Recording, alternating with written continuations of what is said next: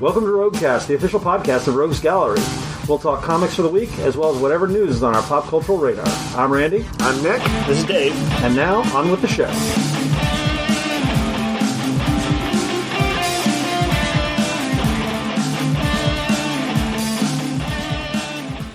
All right, we closed on our 500th podcast. Oh, yeah, what are we on? We are on 498. Oh, wow. Next week, we will be off because I will be in Las Vegas for Dice Tower West. Then we'll just jump right to 500, right? And then we'll jump right to 500. That's when Dave, we have to practice for our musical. Oh, Yes. right, yeah. Y'all will be doing dress rehearsals. Yes. Yeah. I guess we can do that while Randy's away. Yeah. Reminder that this Thursday, tomorrow, as you hear this probably, we have our Pokemon Day. Oh, yeah. Come in, if you have kids, bring kids in to draw Pokemon and noon to search for 5? Pokemon, noon to 5:30. Noon to 5:30, yep. So, right, so if you're bringing them by after school, you'll have a little bit of time. It was hugely popular last year. Yep, Everybody had a great time. Yep. I have no reason to believe that it would suck this year. There will be a plethora of Pokemon-related things There will. happening in our store. There will. Cry Havoc and Unleash Do you the have a favorite Squirtle of Pokemon? Horror. You know who my favorite Pokemon is. Snorlax? No, Bulbasaur. Bulbasaur. That Bulbasaur, makes duh, sense. of course. I didn't know that. I thought Snorlax was your favorite Pokemon. No, remember years back on Facebook, I followed this page that was called like Bulbasaur Propaganda or something like that. They had all like this, these really good memes and stuff with him. I don't have like a serious investment in him, but the Bulbasaurs seem like some pretty cool Pokemon, and they were like the little ones that were marching to help him in the Detective Pikachu movie. They were they're very nature like. Yeah, that's and probably that why makes it sense connects. for you. Although I have found out that Bulbasaur is, I think, puckish on the cartoons and stuff, and he like messes with the other ones. And there's one where I believe, if I'm remembering this right, he's on a snowy hillside, right? Yep, sure. And he sees people skiing and sledding down, and he just gets this that looks like fun look, and he grabs I think a Squirtle. Because that's the water one. Yeah, it's a turtle, right? Yeah, it's a turtle. He just grabs it, flips on its back, leaps on it, and starts sliding down the hill. And he's having the best time, and the Squirtle is just like, ah! Sounds like he's a monster. Yeah, is he a pocket monster, if you will. He might be. You think we should alert the authorities? Yes, let's get. You're gonna rat him out. We should put them all. I'm gonna Rattata them out. Oh. Nice. That's a deep, nice, good deep Pokemon. cut. Yeah. Nick, do you have a favorite Pokemon? Growlithe. Oh, Growlithe. okay. All right. I mean, it's a puppy that breathes fire. Right. I do not have a favorite Pokemon. But if you had to, I don't know. how about a Snorlax? Randy? Snorlax is pretty good. Just go ahead and okay, there we go. Randy's Snorlax favorite is good. Pokemon is and always has been Snorlax. We've always been at war with Snorlax. We've always been at Storm with Snorlax. In existence. Did you just combine 1984 And Snorlax? Pokemon? Yes, I did. Yeah, I did. I did indeed. All right. We did get some games in this week. Most notably, we've got Finspan, which is the newest Wingspan spin-off that is all fish-related. Yep. Yes. I think we were talking about this off mic the other day, and I think we determined that the suggested age is more like 10 and up instead of 14 and up, so that it may be a somewhat more family-friendly one. That's what I heard. Well, I fishing think is universal, so I think that makes a little bit of sense. But birding, winging is also universal.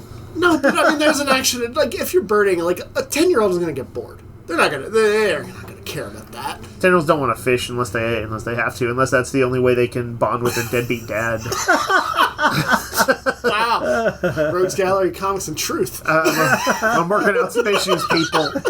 And what's the other one? Oh, well, everybody understands bonding with their dragon, too. Yeah, I mean, Dragon is completely... I believe it is that the gameplay is a little simpler it's 10 and up instead of 14 and up. Right. So, but So anyway, you're saying gameplay, not themes. not themes. Okay. Yes. Not themes.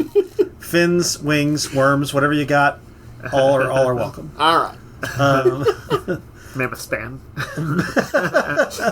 That's coming. That's forthcoming. We got Azul Duel, which is another one of the two-player conversions of a very popular tile-laying game. Yep. So they've done what? Seven Wonders, Isle of Cats... Seven Wonders, Isle of Cats, and Splendor. These are all, they're all good games. widely loved. Yep. Yeah, that's very cool. Yep. Yeah, I was impressed when you can take some sort of some identifiable core mechanics of a game and sort of retool it for another sort of genre or different player count or whatever, while usually still retaining something of the flavor of it. It's pretty impressive. I've just randomly once upon a time I played a bit of the dice game of Settlers of Catan, and I was like, oh, this is wild. We each have our own little map. We're designing our own board and not playing on the same board, and yet it feels Settlers of Catanish. Sure. Yeah, pretty cool. We got the Paranoia Uncooperative board game. This is the Paranoia RPG, where this is a kind of famous, infamous cult 80s RPG. Yep. A darkly humorous future. A computer runs this complex that is staffed by clones. The clones are troubleshooters trying to root out traitors, but everyone is secretly a traitor in some secret society. And when you actually made like 6 characters because they're all clones of each other. Yep. And you would die, like playing the game, you would lose most of your characters. You know what? It's a darkly humorous thing. I've never thought about this until this moment, but that Harlan Ellison short story, I Have No Mouth and I Must Scream? Yep. It's like the grim that's the grim version of this. This is like if it was all funny and dark, this it would be the Terry the Pratchett version. Yes, absolutely. It was probably Terry Pratchett's by it. I Have No Mouth and I Must Scream. Of course, it's aged poorly because, as we all know, AI is our friend and is super good for everything. Yeah, it has not caused any problems. No. There has not been any issues with it. No. Not even any sense of danger to the intellect. And definitely putting AI in charge of the government seems like a good idea. Sure. It's hard to be worse. That is true. That is fair. I mean, is that a monkey's paw? Ed 209 can come in. Be more subtle. Ed 209 could get some work done. He could get some work done. Yeah. Anyway, Through the Desert, a Reiner Knizia game where you're trying to sort of you lose little plastic camels. You're trying to surround areas. I played this last year at Dice Tower, maybe. It's sort of like they're like trains of their trails. I played this at some point. I think myself. And it's a really good game. Has Reiner Knizia ever made a bad game? Yes. Yes, he's made a billion games. I can actually identify one of his bad games. Oh, what was one? I'm just curious. His Lord of the Rings cooperative game he made. It was one of the first cooperative games. I think it might actually go back to the 90s. Actually, I know there have been other cooperative games. If you go back far enough, you can probably find one in the 70s. But it was like before pandemic and stuff. He is extremely difficult, unfun, because it's like, you know when you're like getting your ass kicked in Pandemic or something, or one of those cooperative games. It's still fun. It's like that right from the beginning, and there's never the fun part where you're like, we might just be getting ahead, or we just accomplished something really cool. It's always like, it's like the Nazgul only mauled us and didn't outright kill us. Yay! Terrible game. But, years later, he would do a cooperative game with another license. He did a Star Trek cooperative game. The name's going to escape me, but that was actually quite good. Like, he had learned all the right lessons from it,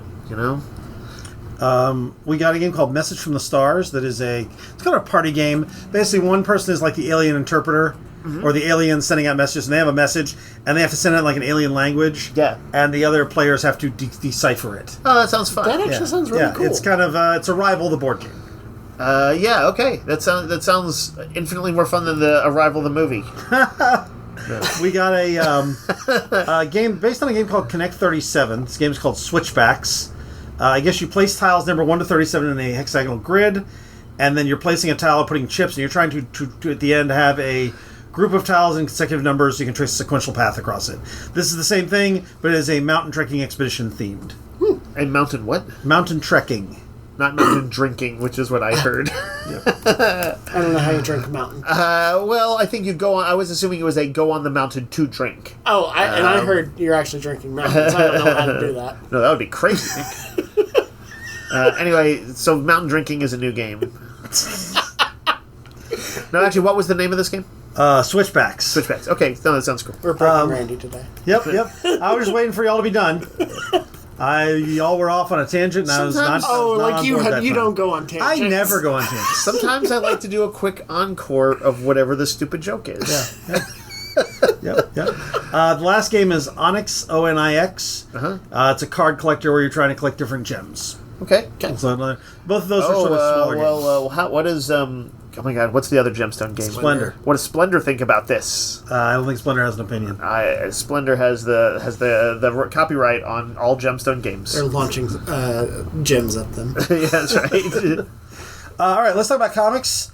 Yep. This week I think is notable for at least for me and Nick. I think Dave did not have as much as I found some good books, but not as many as you guys. It's a sizable. Because I just have higher standards, so That's what it is. It's a sizable week, though. It is a big week. I had a big stack. And for me, there were a lot of my favorites were in here. Justice League was in here. Yep. X-Men, Teenage Mutant Ninja Turtles, which launches their new Absolute Wonder Woman. Yeah, Teenage Mutant Ninja Turtles hits its second arc. Fantastic Four, which is a really good One World Under Doom tie-in. That feels like maybe Ryan North knew Trump was going to win the election. Ultimate Spider-Man, and also the TVA, which I've been really enjoying. Okay. But there are some new books as well. There's a One World Under Doom tie-in called The Red Hulk. Brings Red Hulk back in. Obviously, Red Hulk has been in the news lately. Yep, it's true. After the rampage he created in Washington. Yes, he destroyed the White House. That's right. But this is that... there's a neat premise to this, which is that Doom has created like a sort of prison compound for like kind of like tacticians and strategists to game out war games and theory and stuff like that under his rule. It has a good opening that I was like... At first, I thought it was actually happening. I was like, "What is going on?" Yeah, it's a good fake out. But then it kind of gets a fake out, and I was like, "Oh, that's." But it was a cool fake out. It was a good fake out. Not like one of those weird disappointed. Yep. But yes, General Thunderbolt Ross is he wasn't president in the comic. No. Is there, and they have him actually. He cannot Red Hulk up. So like one of his first things he's going to try and figure out is like, well, can I communicate with the other prisoners? Can I maybe find any way to sort of rally us? And can I find a way to Red Hulk up? Now, being that the book is called Red Hulk, you might figure he's going to figure this out. This also features kind of an array of different characters. Yep. There's some cool other people in this prison. We can say probably who they are. It's not. It was like I think it was in the. We should leave it for people to read. Okay, yeah, but there's a couple notable people. Let's call them a little bit more on the cult side of Marvel's characters, but kind of a few of them like are the kind of people who people might say are one of their cult favorites. Yep. It's a fun book. It's got kind of a great escape vibe to it. Yep, I agree, and I enjoyed it as well. Yep. We've got the second in J. Michael Straczynski's really weird team-up one-shots. Started with Rocket Raccoon and Dr. Doom. Yep. This time, art by Bernard Chang, and is Captain America and Volstagg. Yep, Volstagg the Voluminous, Volstagg the Lion of Asgard, Volstagg the Big Man. And Cap gets to play his sidekick. Yes. It's a fun one. It's a weird one, but it's a fun one. He writes all of these kind of like plays. Like there's a lot of talking in them, but it's all pretty interesting stuff. Yeah. JMS has an interesting take on these characters. You're gonna find out something about Volstagg you didn't know. You will. There's a Women of Marvel She-Devils one-shot, which has... anthology, right? Yeah.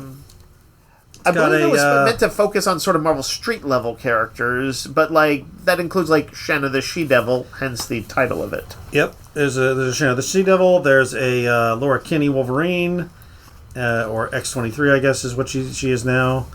And... Is that it? Is there just those two? No, there's 3 stories. I don't know who the other person is, because I didn't look through the whole thing. But anyway. Let's say Hellcat. Sure, why not? Yeah, could be her. There is a new Godzilla miniseries, an anthology miniseries called Godzilla vs. America. First issue is Godzilla vs. Chicago. 4 stories of Godzilla attacking Chicago. The first one, I didn't know it was going to be an anthology. And it's about a dude who's like the fan man, one of these guys who like rides a parachute with a fan powering him. Oh yeah, who, like accidentally ruined a sports performance in Chicago and now is hated, and he decides he's gonna redeem himself using a Mechagodzilla, and it's pretty funny. It's wild. So I'm gonna guess this is a wide array of tones to these stories. I think they're all a little comedic, but all focusing on kind of the identity of the city or its weirdness. Yep. IDW has a one-shot Section 31 Emperor Born, which ties into the Section 31 movie. Yep, just straight up prequel kind of thing. There is a new book from Jimmy Palmiotti and Dave Johnson called Pop Kill, which has a pug on it and spy stuff. Yep, indeed, sir. And nudity. And nudity. Yep. Street Fighter Prime, New Street Fighter book. Did you get a chance to read this? I didn't. I flipped through it. Yeah. I saw that Zangief is wearing pants, and I was a little dismayed. Zangief's wearing I was pants? saying that in this day and age, Nick, you have to allow that these characters would have multiple skins for any given game. Nope, he and cannot. one of them probably allows them to cover up his nasty Russian bulge. You must see the thunderous thighs. No! And Guile should not have facial hair, sorry. Gal can have facial hair so he can shave it off in a heroic montage. And I was telling that when he removes his hideous beard and shows Yes. that he's a true American. Yes. not a bearded freak. Not a bearded freak like Randy. Yes. I was telling Nick, I was like that you have to accept that there's always going to be beard skins now. Yeah. Which is a weird word to say. Beard skins. Marvel Rivals has a bearded Reed Richards. Dave, are the beard skins in the new D&D Player's Handbook? They are. They're the arch enemy of red caps. Oh yeah. They get a +2 on dexterity and a Yes. -2 on wisdom. Yeah, and if you get surrounded by beard skins, I don't know. I don't have anything. I don't else know. on I this got one. nothing. But yes, I'm going to read this because it's later on though because although I always sucked at Street Fighter, I kind of like its goofy lore. Sure, Yeah, same. the goofiness is a big draw. Other single issues for me, beyond the ones we mentioned, Detective Comics 1094. Kind of really digging Tom Taylor's and Mikkel Jannon's Detective Comics. Took me a little while to get into it, but You were saying that there's an interesting story where Damien is sent to infiltrate kind of like a he's going sort of inside of a youth prison that's corrupt, and it's good. It's a really good story. it sounded like some interesting stuff with Batman is always sending children Yep. into youth prisons. And that. then, They're probably safer than they are on a mission against the Joker. probably true. And then the second issue of Rogue Savage Land is out this week as well. Okay. Nick, so you have seasons. Yeah, seasons number 2, Rick Remender and the sensational artist Paul Azaceta. His very different Rick Remender type book. Yeah. this The is four from- season sisters. Yep, Season Sisters. This we're introduced to the other 3 sisters in kind of a weird. I don't know. This is blending a lot of genres of stuff to create kind of a tone that I haven't seen Remender use, Right. I think that's what's kind of intriguing me the most is uncovering a different layer of Remender. It is a sort of pop adventurousness, but kind of. It actually feels like a sort of British kind of adventurousness. yeah, it feels a little Doctor Who manic, Yes. and I'm down with that. It's very twee. It's very twee. Also, the 3rd issue of Green Lantern Dark, which I thought was an exceptional 3rd issue. I'm really enjoying this series. Black Canary number 4, Tom King continues this weird battle Just between Shiva and Black The Canary. issue fight scene with flashbacks. Sure. Yep. I have not read it yet, but I've been really enjoying Hell Hunters, the kind of World War II era versus weird demons. Yep. That's Marvel heroes in Yeah, World War Marvel II heroes. specifically. So like Cap, Bucky, Doctor Strange-esque character. and World War II Ghost Rider. And World War II Ghost It's the Rider. only one people care about. Speaking of Ghost Rider, we also have the 3rd issue of Helverine. Yep. Then I'm really digging Joshua Williamson's Superman right now. I think since that Lois Lane special, I've kind of been on the book, and I've been really enjoying it. Mm-hmm. And is it Jorge Jimenez? Or no, this is actually Dan Mora as well. His art has What? been spectacular in this series. Yeah, Dan Mora is all over the place, and The people ask for Mora. that's true. And I think that's all the ones. I will reiterate that I thought Absolute Wonder Woman this week was exceptional. It's the conclusion to the first arc. It's the 5th issue. It's the sort of final showdown, which I think we would all agree. None of us were thinking that's what's going to happen. Yeah, no, it Yeah. was great. And Yeah. there's a lot of cool stuff in it. It's one of the cool things that they are doing in this, in the Absolutes, and to be fair, I think also over in Marvel's Ultimate line is it's a pretty interesting kind of unpredictability. Yeah. It's kind of like one of the things that, I think we're going to maybe talk about the second half of the season of Friendly Neighborhood Spider-Man, which we all liked, and that has like a really fascinating unpredictability to it. we I mentioned feel a like lot. they're making good decisions. You mentioned a lot. Did you mention X-Men? I did. Okay. Again, I'll read. Yeah, you can read it. All I said was that they all came out. If you guys want to talk about them a little So bit, yeah, we should This- mention one or two of these. yeah. X-Men, we're all on board. X-Men. Jed McKay's Jed McKay's now, right? X-Men, I think, is one of the most crowd-pleasing comics that is on the stands right Well, now. I think we all were a little uncertain about it at first. Yeah, I was. And Took a few issues to kind of get me on board. It felt like a weird homage to Morrison's X-Men. Yeah. And it's slowly becoming something more. Agreed. Even though, what was it, the third or fourth issue, which is actually a direct homage to the psychic Sure. thing that but he's Morrison drawing did. on, like, he's not only acknowledging stuff from the Krakoa era, but, like, going back to kind of my generation of X-Men in the 80s, including in this issue, which, at the very tail end of last issue, there was a cliffhanger that revealed Alpha Flight was going to intercede, and, you know, there was, like... there were aliens that were chasing after Corsair, Cyclops' dad, a space pirate kind of guy, and Deadbeat Dead. I try to forget that part. You know, it's hard to move past these things. Yeah. So this issue has the X-Men trying to deal with that with some help from because I guess did it crash land or it was over Canadian airspace? Or Yeah, something? Canadian airspace. Yeah, that's right. Because their base itself is like near to Alaska. So yeah, you're gonna get to see Puck and Guardian and Snowbird and you know, like other members of Alpha Flight. but pretty not well Shaman. written. not He's a Shaman. conscientious objector. He's a conscientious objector. It straight up follows the 2-issue miniseries, Five or issues. like 5 issues. Was it 5 issues? Yeah, it was Okay. 5. That kind of near the tail end of the Krakoa era when they were wrapping things up and mutants were like being rounded up for camps. And it looked like at first that the Alpha Flight was helping do that, but it turned out that they were like secretly, you know, Doing the right thing. Yeah, they were basically, you know, kind of a oh my gosh, like an underground railroad for kind of mutants. And now they have been, you know, facing legal problems. They're like imprisoned, but kind of going on missions. They're earning their sort of freedom. They decided to, it seems like, accept their punishment and within reason. Yeah. And they're pretty well written. Like most of these characters, you know, kind of basically they feel right to me. And I've been reading the Alpha Flight since issue number 1 of that way back in '82 or whatever it was.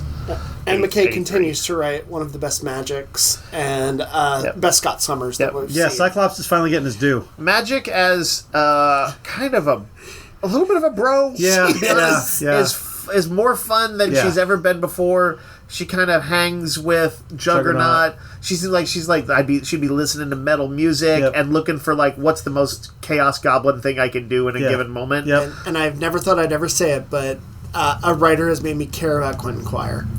Let's not I say still don't care about yet. I do. I think as he's written here, which is kind of the lovable imp, but also everybody. He's got the "kick me" sign on his back. I will say that Rainey and I will allow it. I think we're going to allow the presence, but we would like to expel him. We do not grant him the rank of X-Man. No, we do not. We do not, and in fact, we will expel him at the first possible opportunity. We acknowledge that he is in the book, but we do not grant him the rank of X-Man. I wanted to mention, just reiterate, Ninja Turtles 7 is the start of the second arc. New artist? New artist who's great. Yeah, Juan Ferreira. It's super good. He's talented. I forget what Juan Ferreira's done, but he's a great He artist. reminded me of, who was it, Freddie Williamson? Yep. But I think he's Freddie better. Williams. Freddie Williams, who did the kind of painted art on some of those, like, Batman Ninja Turtle crossovers Agreed. and some of that, some licensed stuff. But basically, you know, the brothers have been reunited, but they are by no means a family again. They're at odds with each other. And in fact, what they found is that the city is like kind of really braced for him. This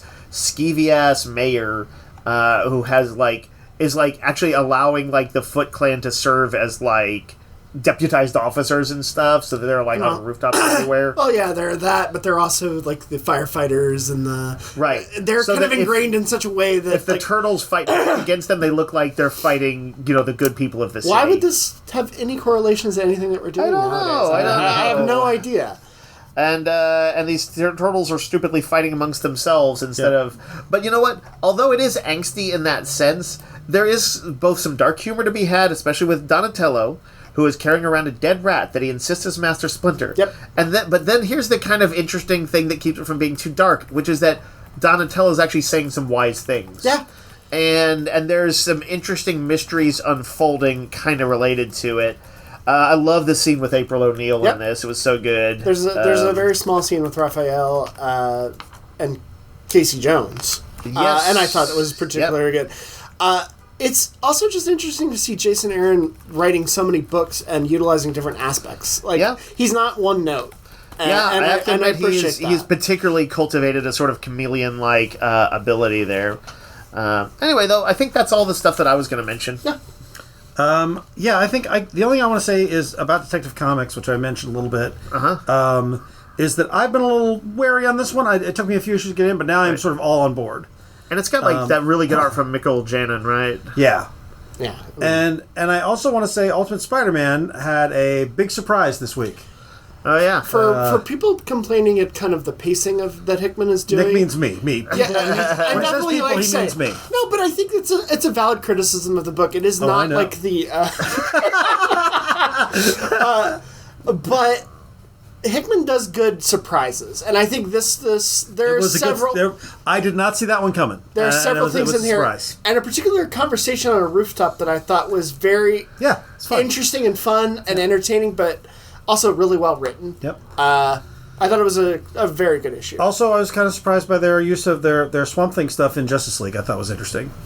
And as mentioned, I think Fantastic Four I thought was a fantastic, maybe the best tie into One World Under Doom so far. Yeah. Not surprising, it's Ryan North who's writing the main book. But it is also a kind of a smaller issue when it's just Ben Grimm, Susan Storm, and Jen Walters going out to lunch. Yeah. In New York. Yep. And things kind of spiral, but they do. It was very good. Very good. All right, let's take a break, and then we're going to talk about... We got a whole bunch of trailers and news and stuff to talk about. Yep.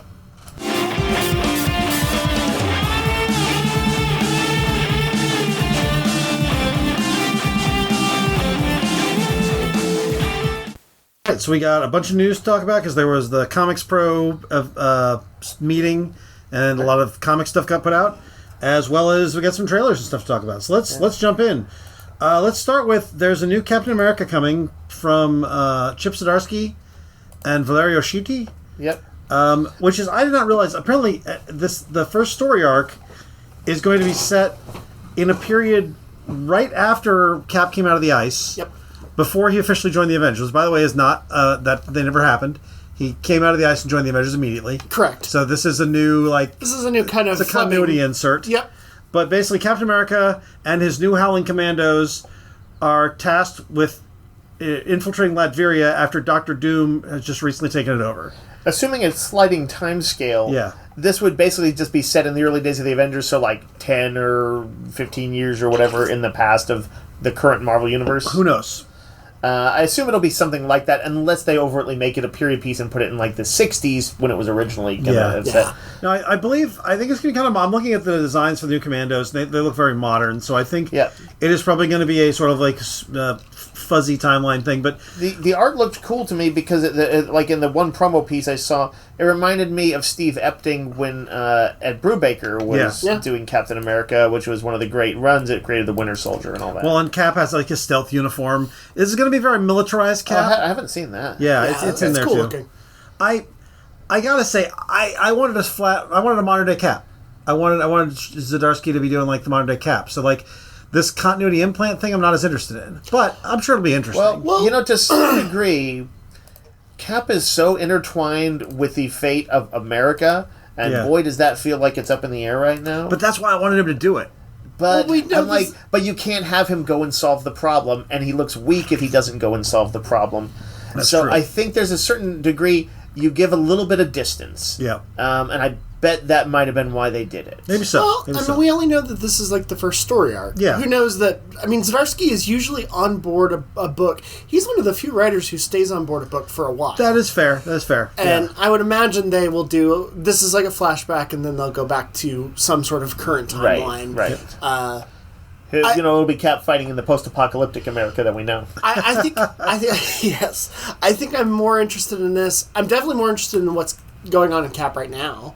Yeah. JMS, I felt has done some very bizarre I wasn't things. crazy about it. JMS has weird tastes. It's He does. very clear, yeah.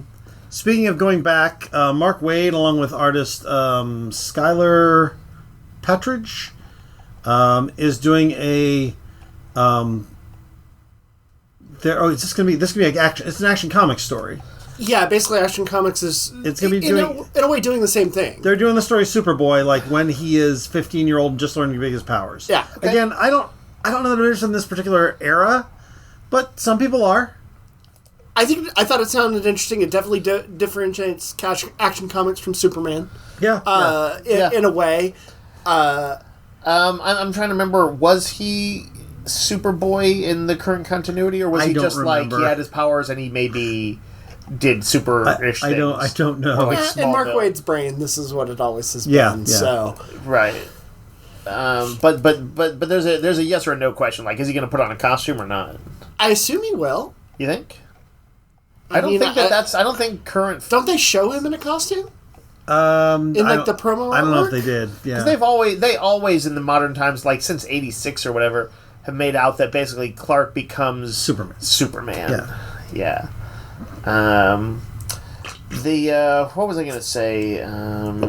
Something that sounds interesting to me. When I was a kid, I got this miniseries that was like just before kind of Crisis on Infinite Earths hit. Yep. So this was still the tail end of the original DC universe. It was called like Superman: The Hidden Years. Yep. And it showed like it was a 4-issue miniseries that showed like I guess kind of like the college years for Clark when he had been Superboy, and he kind of runs up against some things that are a little bit more difficult for him, like a college buddy who goes out drinking and driving and ends up losing use of his legs from a crash, and like some sort of serious things that affect him. And in the end, he kind of grows up a bit, and he's like, okay, I'm going to be Superman now. Yeah. Just a young version. Okay, so this looks like a continuity insert. Yeah, Nick is showing me a picture that shows him wearing the costume. Interesting, by the way, looking a little bit like what's his name on Smallville. Yeah, Tom Welling. Yeah. That makes sense. But yeah, kind of a some really good design work for like the Kents and just good art. I mean, Well, they're calling this the Summer of Superman because they know the Superman movie is coming. They're trying to do. Yep. Among that, they're also doing a Supergirl series written and drawn by Sophie Campbell, right. That is which I'm very interested talented in. artist and writer that we followed for a while. Sophie Campbell did the TMNT kind of new direction, and when they hit issue 100, where it was the sort of the kind of mutant town thing. Yeah. Where there was like a borough of Manhattan or whatever that was like blocked off, where everybody had gotten like mutated into some animal, and it was a really good run. It she drew it and wrote these interesting stories, and I think she was on that book for like 40 issues. It was a while. she drew the first story arc and then wrote everything else. Yeah. I'm excited for this one. This one, so a couple of interesting things. One, It this is a miniseries. It's ongoing. Okay. I mean, yes, it's a miniseries, but it's an ongoing. Okay. Kara Zor-El is going to be going back to her roots in the town of Midvale. She gets there, and there's already another Supergirl there protecting the town. She's going to be finding out who the imposter is, so that's interesting. The other thing is the costume design has a new design by Stanley Artgerm Lau. Yeah. Okay. And he went back to sort of the midriff bearing thing. It's a little cheesecakey, and I kind of wish it hadn't.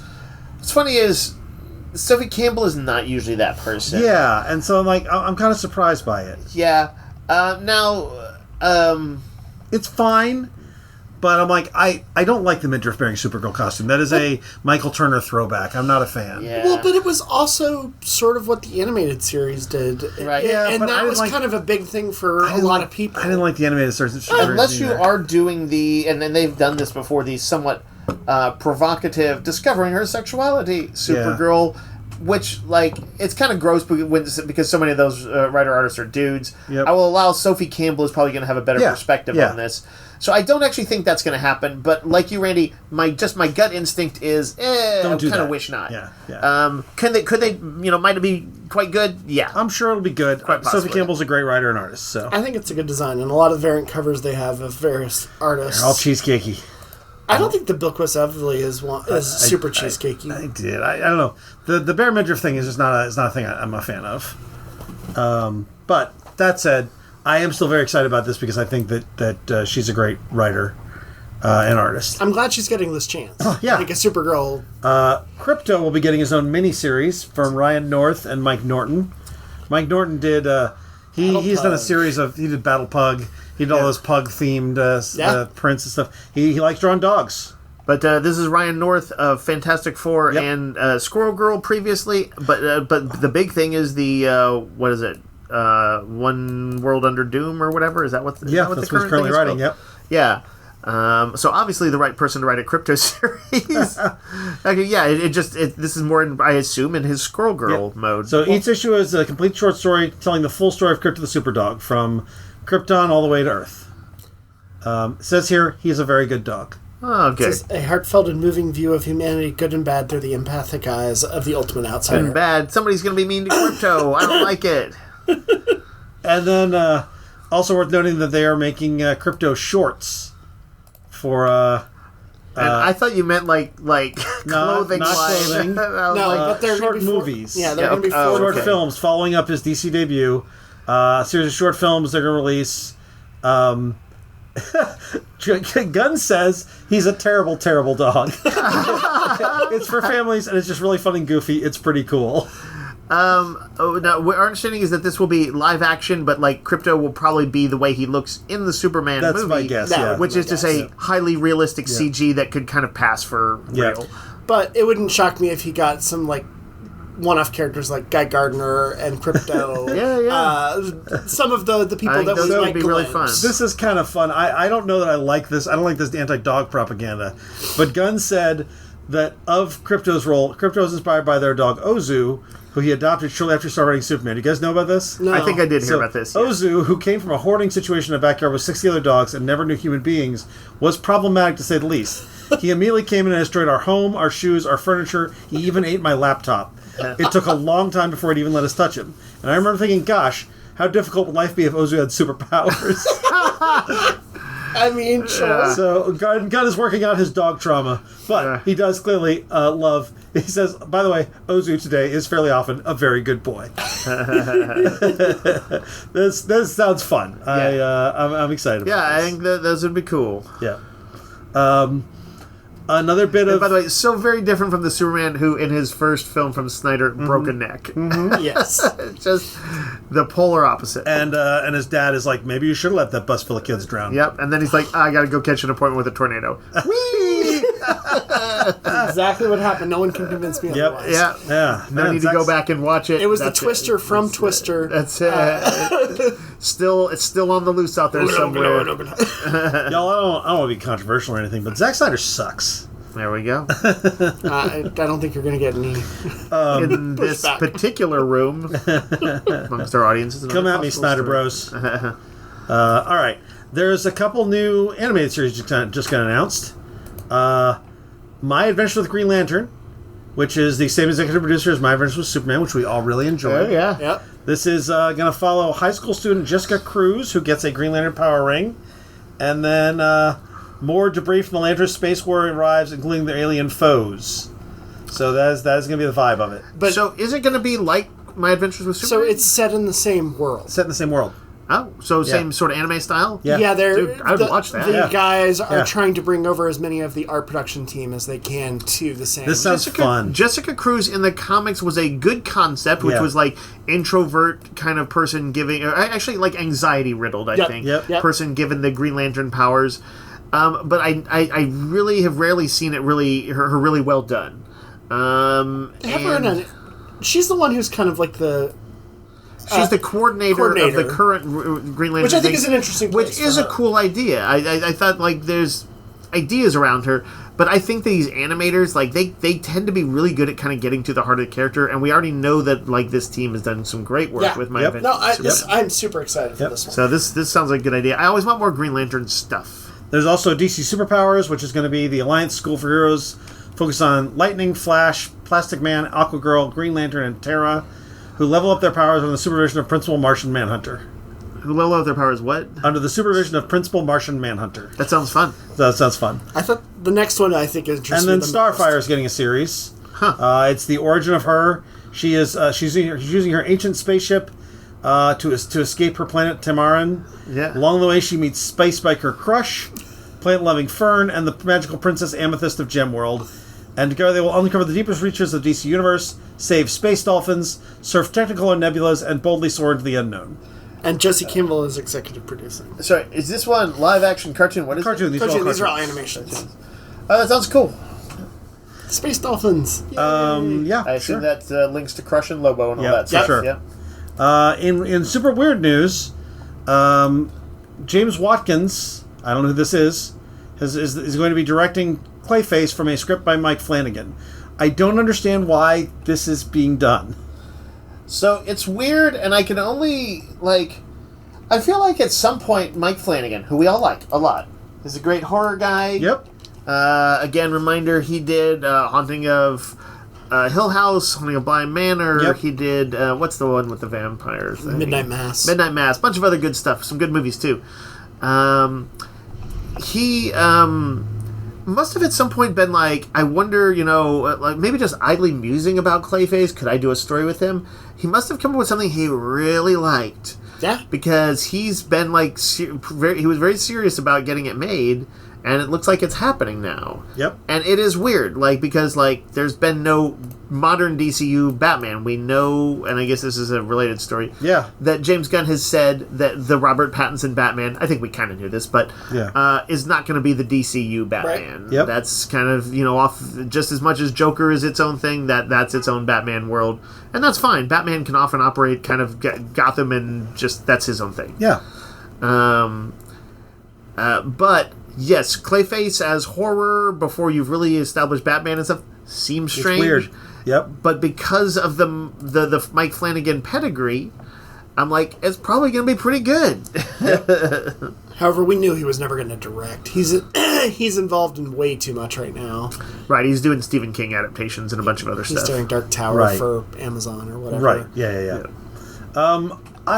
I guess I don't have any particular interest in this, but I'll probably give it a shot. I'm curious to see what it looks like. Yeah. I like Mike Flanagan. Yeah. I think I need to see a trailer or some indication of what they're doing. Yeah. Because Clayface as a movie is not as sexy as I wanted to. Already back in the 90s when Batman the Animated Series, in the early 90s, did a good rethink of Clayface. To this day, that's the version I think of. The monster version of him looks great. They did make it tragic. Matt Hagen was not a horrible monster, but when he does become a monster, it's pretty horrible. Yeah, He's sure. creepy body horror-ish, T-1000, smother you inside his own body kind of freako. Yeah. Stark. Here's the challenge here. What he is doing, and since I don't particularly think that there's going to be a big role for Batman in this, is kind of like the Sony was it Spider-Man stuff, right? Was it Sony or no? No, it is. Sony was trying to do all the Spidey villains. Yeah. Can he kind of do what they didn't? Which is to make a good villain story that kind of stands alone, even if you don't really venture into the Batman universe. I would put money on that Flanagan could come up with something that would work. As opposed to what the Sony products and but also Craven to some degree, I'm I want Clayface to be in the Batman universe. I'm otherwise you might as well just do a new monster story about a guy with weird transformation powers. That may be essentially what it is. And maybe that's what it is. I don't know. Last bit of live action news: Punisher is getting a special after he reappears in Daredevil Born Again. Okay. Normal special presentation. Yes, one of these, just like Guardians of the Galaxy Holiday and Werewolf by Night. What holiday should Punisher celebrate? Arbor Day. Arbor Day. That's what you said in our thread. Yes. He is being co-written by John Bernthal and directed and co-written by Ronaldo Marcus Green, who did We Own This City. Oh. Is that familiar? That rings a bell. I'm trying to think if I don't think I know this. So it was a drama miniseries. Oh yeah, I know this. It's a thing Oh, that's the one based off of the book that it's a David Simon book. Yeah. That was really, really terrifying and good. Well, seems like the good guy to making Punisher. That's true. And John Bernthal was in that, which is probably how the two of them became he friends. Was phenomenal in it. And real quick to mention, for those who are watching Reacher, they are going to be doing a spin-off of Francis Neely, who is sort of his investigator, partner, friend. She's shown up in both of the She's seasons. shown both series and the new this one season as well. She's a great character. I like her a lot. I kind of like the Reacher universe. So Yeah, I do too. She's not a giant mountain. she's not a giant mountain. She's definitely as deadly, though. Okay. All right, trailers. Do we skip the one bit of the big crossover? We skipped the big news. I was going to save it. Oh, okay. And I forgot it. I was making sure Yeah, because you're I right, feel like you're this right. is something we're talking about Yes. at least for a few minutes. So yes, they have announced that Marvel and DC are going to do a crossover at the end of this year. that Comic crossover. Comic crossover. that is crazy. That is good. I mean, it's fantastic. It's time. The last time they did one. Which was it's been a what? long time. Was it 90? JLA Avengers in the early 2000s, I believe? Because that was in the early 2000s, wasn't it? Or was it? I don't remember. I feel like it was.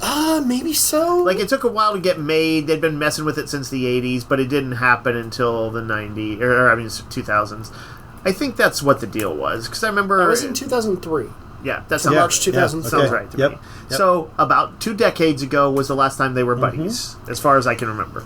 Now, is that because of just the people at the top yes, of Marvel and DC Dio and hated each Quesada other? hated each other. Yes. And also, like, to some degree, I understand how, because the movies and merchandising and video games and all that stuff have, they bring in so much more money than comics, you kind of don't want to do something that's going to promote the competition. You're always hoping that they're going to die off.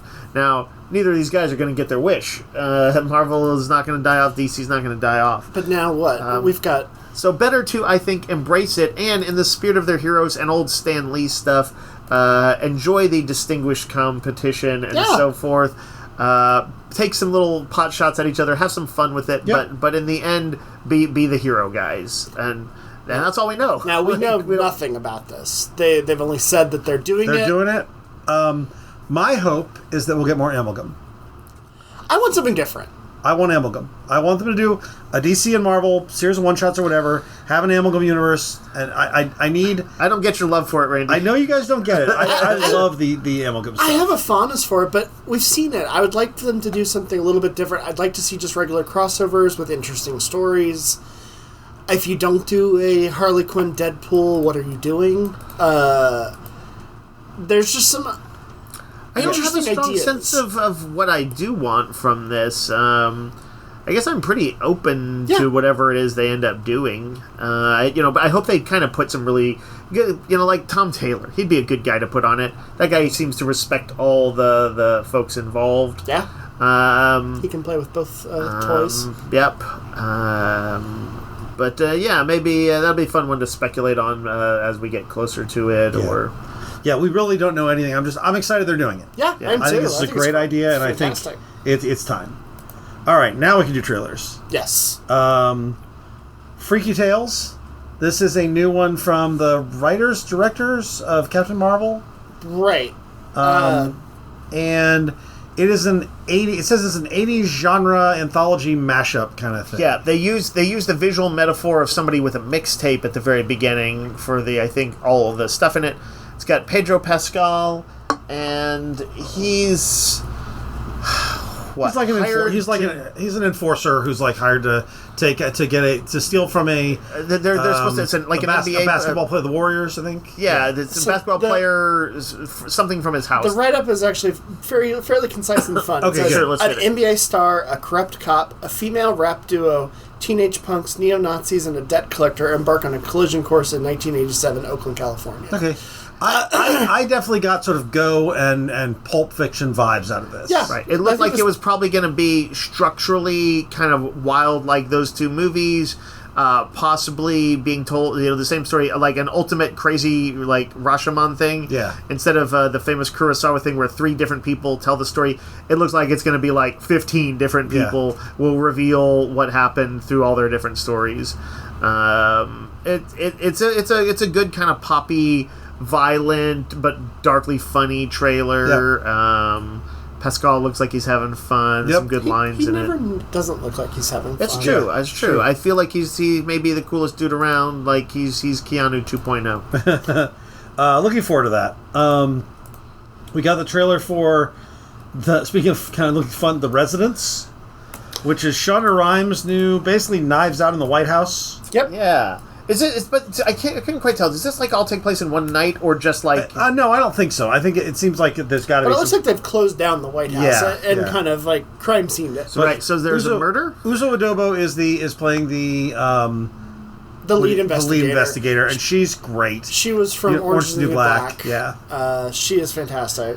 Yeah, I'd like to say it feels like Clue or Knives Out in the White House with, no doubt political backstabbing and there's like, what does it say, like 150 suspects for the night or something like that. Yep. It says Cordelia Cupp, an eccentric detective, arrives at the White House in order to solve a murder which happened during a state dinner. Yeah. So I guess it does happen on kind of a one night kind of thing. Well, it happens, but I don't know if all the investigation is on one night. So, but anyway, the trailer's a blast. It is. It's got some good people in it, and I think it's gonna be a lot of fun.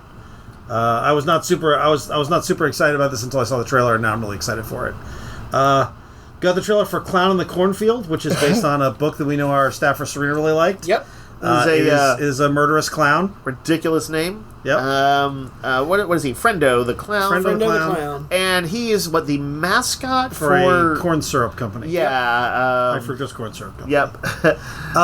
Who's the director, Nick? It was somebody you and I were like this. It's Eli Craig. It's the Tucker and Dale. Tucker and Dale versus Evil, which is a lot of fun. It is. That I think is an underseen horror comedy from the past couple of years. Yep. You know what? Once upon a time, I watched half of that movie at a friend's place, and then I forget, there was like some emergency or something, and I had to go in the middle of it. I never finished watching it. Oh, it was good. What I saw was good. The rest of it. I think we might have hit that level of crazy killer clowns in television and movies, but I don't know. This is a good trailer. This was a good trailer, I thought. I thought it was okay.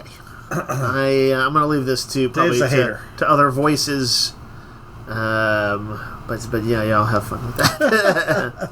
Then we got a trailer for Bring Her Back, which is from the people that did Talk to Me. Talk to Me? Yeah, Talk to Me. Which was a sort of a cult Australian horror movie that we all saw last year. Yep. And if you can decipher what this movie is about, please tell me, because it is just bizarre. It looks like maybe somebody's daughter died and they're going to try to bring her back. There's a lot of eerie imagery and stuff. There's no way you could decipher it just from the snippets you see in the trailer, but it's creepy. Yeah, it's a weird A24 trailer. It's unnerving looking. I really like Talk to Me, and therefore I'm interested in this. Yeah, same thing here. And you hyped Talk to Me up too much, and I ended up not caring for it. I don't think that was the case. Sorry, you watched it wrong. Nick went in with a chip on his shoulder. Yeah, that's right. And he was like, I'm going to knock these guys down a peg. He's like, talk to me. More like, crap to me. He's like, I didn't know this was going to be Australian shit. That's exactly what I said while I finished watching it. I think you said, I'd rather go watch Crocodile Dundee 2. Yeah, which is way more Australian horror than Talk to Me. No, I'd rather watch Crocodile Dundee 3, which is Croc Goes to Hollywood or whatever it was. I think it just hates Australia. Crocodile Dundee 3, crock of shit.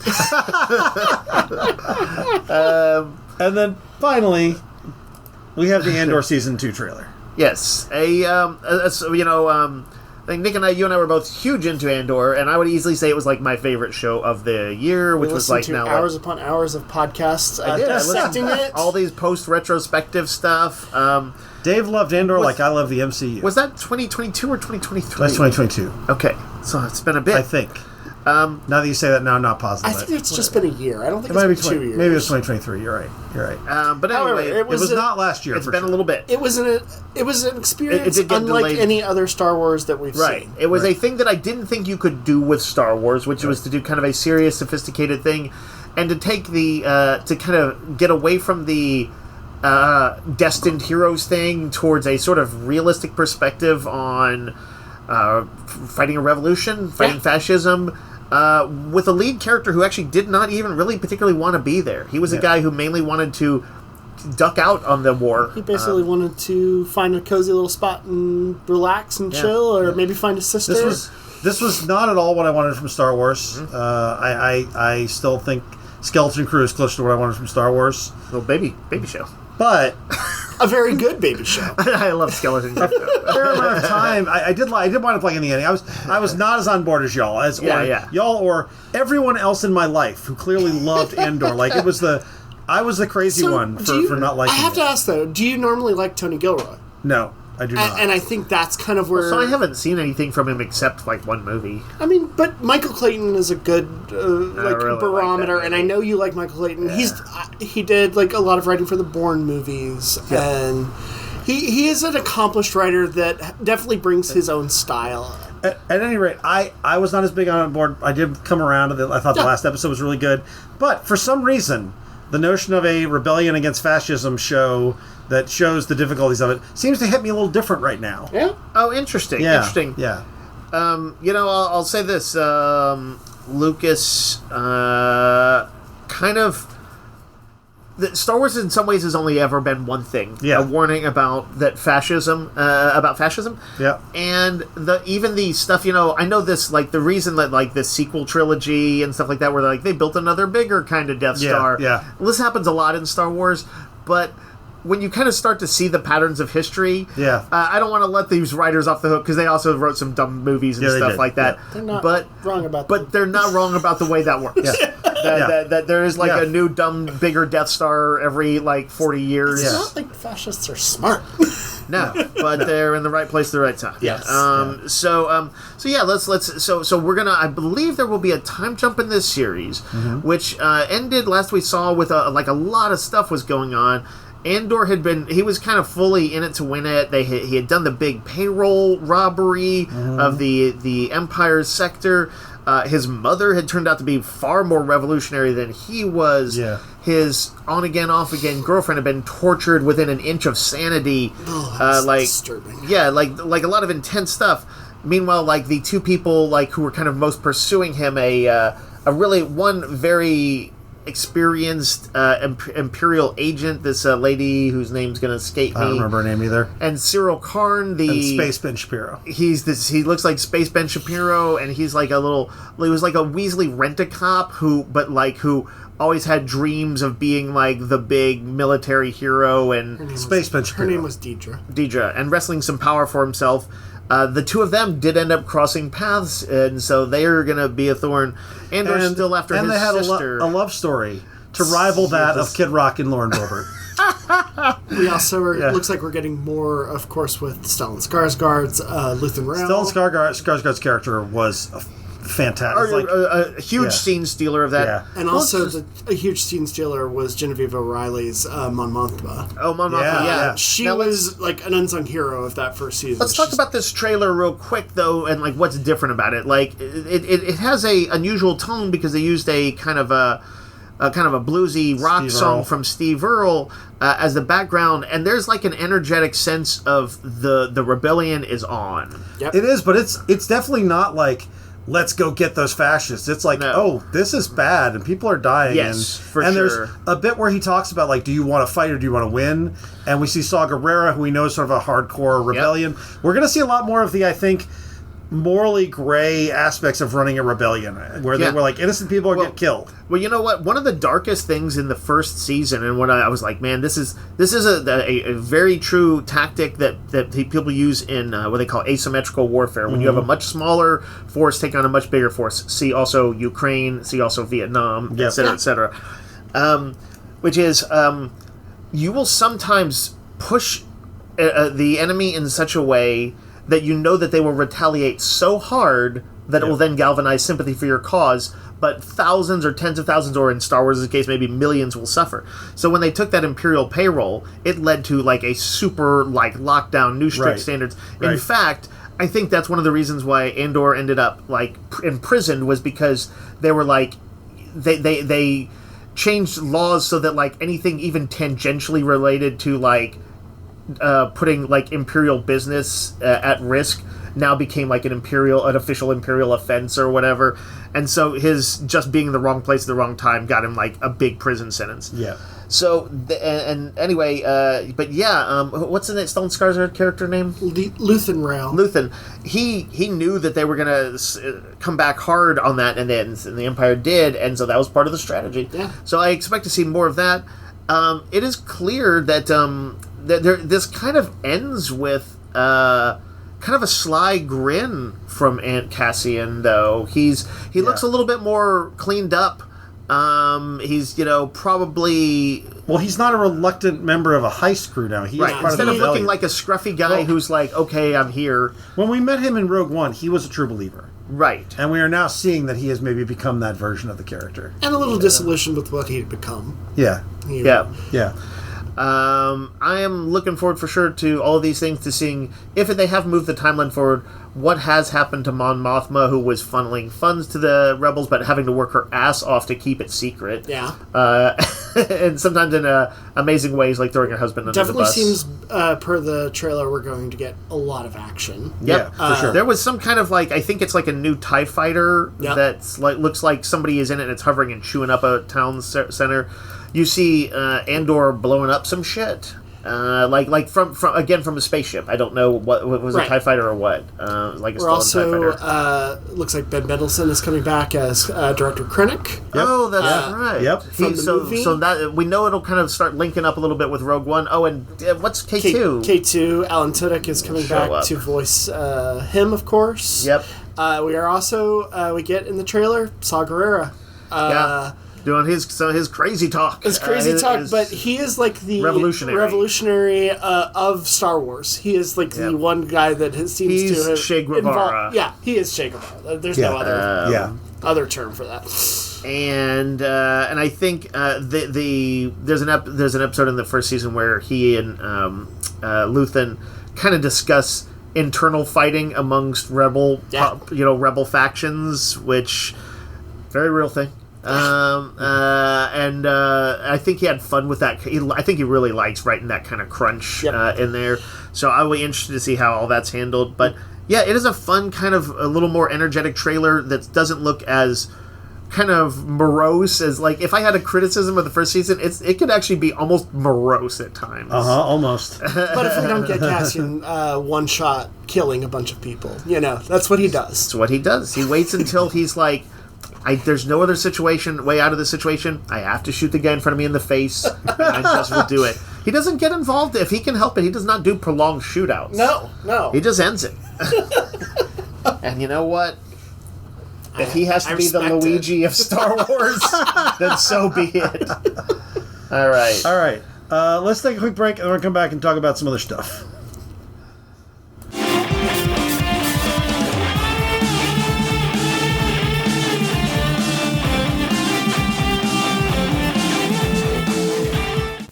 All right, we talked about Your Friendly Neighborhood Spider-Man a little bit when it first came out. We talked about the first 2 or 3 episodes. This is a new animated series. And it has completed, and I think we all wound up really liking it. Yeah. Yes, I think I was watching it every week, and it's 3 episodes, and I don't like watching 3 episodes of anything. This is the only way you were going to finish it, is if they burst it at you while your enthusiasm was high. There may be some truth to that. But I was also every episode I was like, what are they going to do next? This is so weird, and this, that was an exciting thing though. And in that second half of the season, one of the things they did is they really gave a lot of screen time to his frenemy Lonnie. Yep. Who was had to help his brother out, had gotten into a gang thing.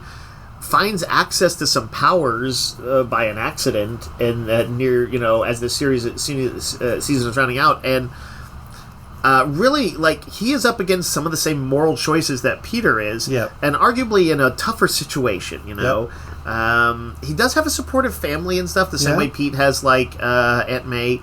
And he's got a supportive girlfriend. He had people he could turn to, but he kind of took it all on himself.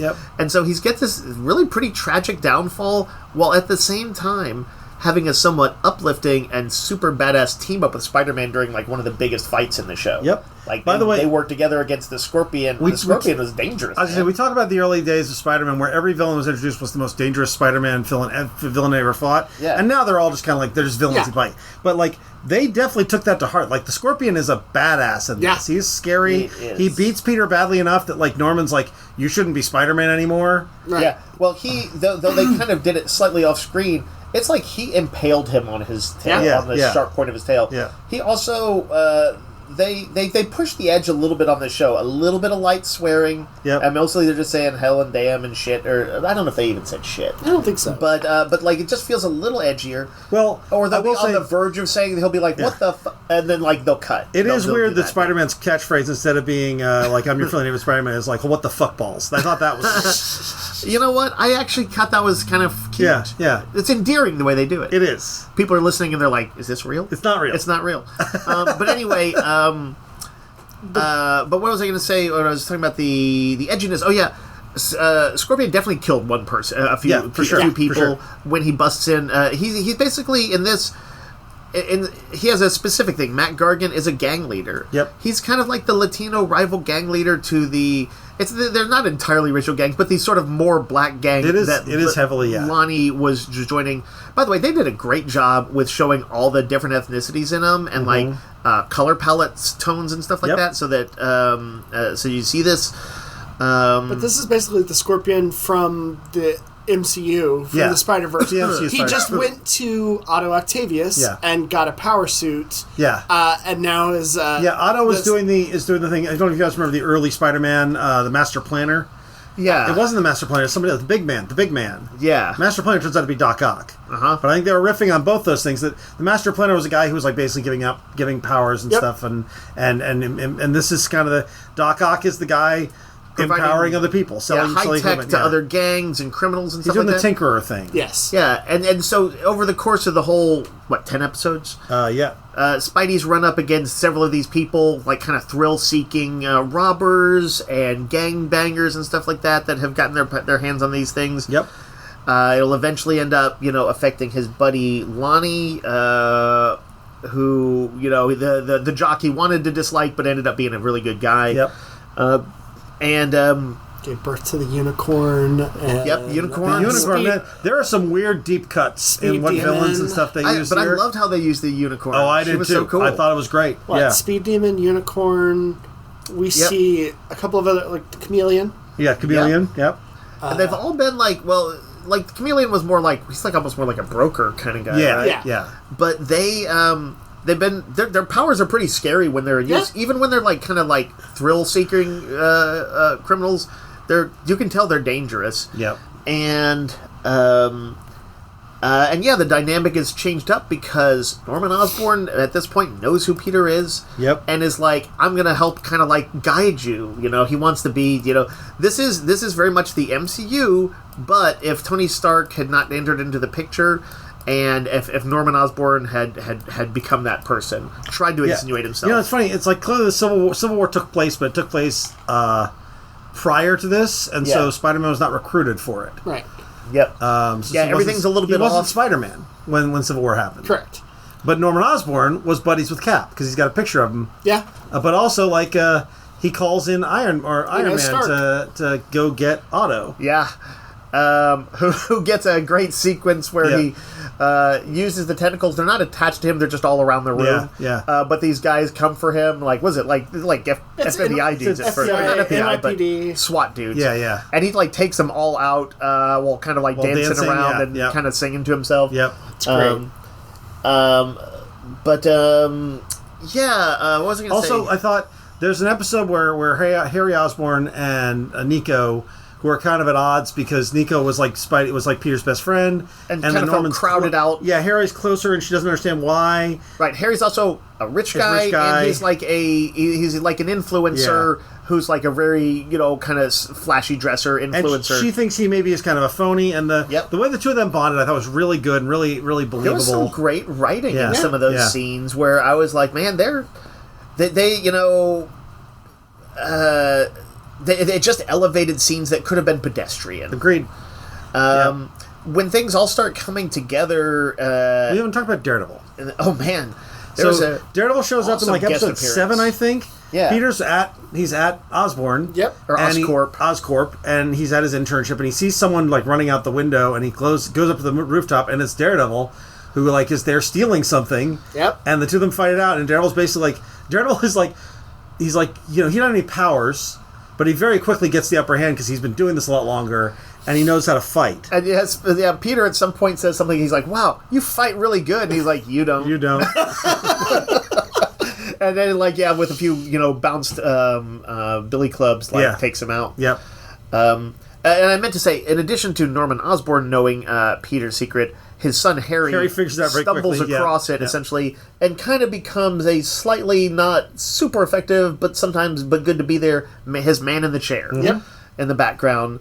This all using, at least initially, the Oscorp. He upgrades to their costume, which is a pretty cool looking white costume. It is. It looks like it's like the Future Foundation. It's the Future Foundation version, yeah. Yeah. It's a cool looking costume, but it will give way to the classic. Speaking of costumes, I don't think we talked about this, but there's a bit where they're trying out new costumes for him, and they use the costumes from the Slingers miniseries. Yep. Such a deep cut. That is a deep cut. And there's been a lot of deep cuts in this show, and I really enjoy them. To also say one more thing about the Daredevil thing is the way Daredevil talked to him while they're kind of fighting and stuff like that. I really like, because Daredevil was, kind of sly. Yep. He's a smart dude, but also empathetic. Yeah. He's like recognizes that Peter is in some way not a bad person. Yep. He's probably, being manipulated or duped or whatever. Yeah. So he's just, in the end, he's just kind of like, well, let's just wrap this up. He's trying to let him in. He's like, Osborn's not what you think he is. Like, he's trying to tell him that. Yep. And oops, Osborn is not Not what you think he is. Well, I also like when Peter gets beat up by the Scorpion, Osborn sends in the Goblin Glider to rescue him. Yep. Oh yeah, yeah. He has to grab onto it. It's like this cool drone type thing. Yeah. And he's got to get it out of there. That was a beatdown. There's a lot of foreshadowing of what's going to happen with Norman, and then at the end they foreshadow something else. So. Yep. Was not expecting that. So, do we want to talk about the origin thing? Yeah. We'll spoiler warning. Yeah, it's a special, particular spoiler warning. Yeah. The opening has Peter Parker getting bit by a spider that comes from a portal that Doctor Strange opens. Yep.